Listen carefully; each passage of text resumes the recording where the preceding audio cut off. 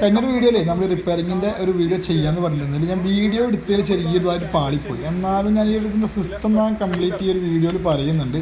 Video ചെറിയൊരു fault ഉണ്ട്, എന്നാലും മനസ്സിലാവുന്ന ആളുകൾ ജസ്റ്റ് ഒരു ലൈക്ക് അടിക്കണം കേട്ടോ.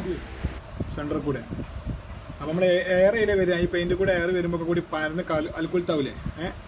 അപ്പോൾ ഇതിലൂടെ നേരെ പെയിൻറ്റ് ഇങ്ങനെ അതിൽ വരും. എയർ വരുന്ന ഒരു പൊസിഷൻ ഉണ്ടല്ലേ, ഒരു പോർട്ടാണ് ഇത്.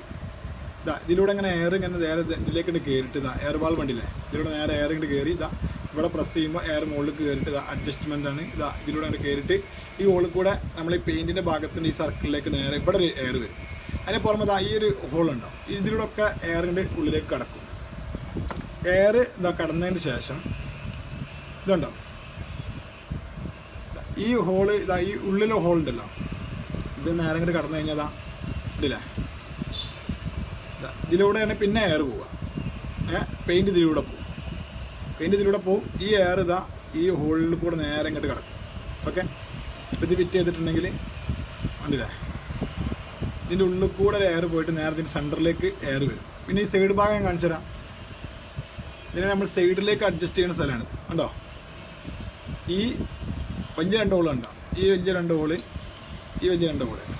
ഓക്കെ, അതിൻ്റെ പുറമെ ഇവിടെ ഹോളുണ്ട് കണ്ടോ, ഇവിടെ. അതായത് ഇത് നമ്മൾ നീളം കൂട്ടിനെയും വീതി കുറയ്ക്കുന്നതൊക്കെ ഒരു ഹോളാണ്. ഇതിലൂടെ ആ എയർ ഇതിൽ കൂടെയാണ് വരിക, ഇതിൽ കൂടി വരും.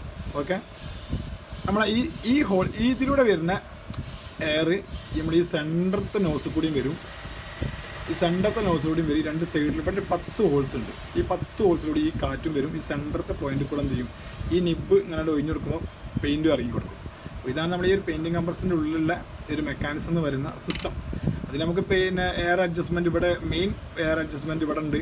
അതുപോലെ മുകളിലേക്ക് വന്നതിന് ശേഷം ഗണ്ണിൻ്റെ ഉള്ളിൽ ഒരു അഡ്ജസ്റ്റ്മെൻറ്റ് വേറെ ഉണ്ട്.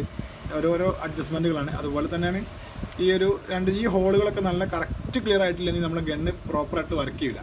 നമ്മൾ ഈ ഗണ്ണിൻ്റെ സിസ്റ്റം തന്നെ. അപ്പോൾ ഈ ഹോളുകൾ നമ്മൾ കറക്റ്റ് ക്ലീൻ ആക്കി കൊടുക്കുകയാണെങ്കിൽ നമ്മളെ ഗണ്ണ് നമുക്ക് കണ്ടിന്യൂസ് ആയിട്ട് പ്രോപ്പറായിട്ട് വർക്ക് ചെയ്യും. അപ്പോൾ ഇത് ക്ലീൻ ചെയ്യാന്ന് പറഞ്ഞാൽ ഭയങ്കര ബുദ്ധിമുട്ടുള്ളൊരു കാര്യമാണ്.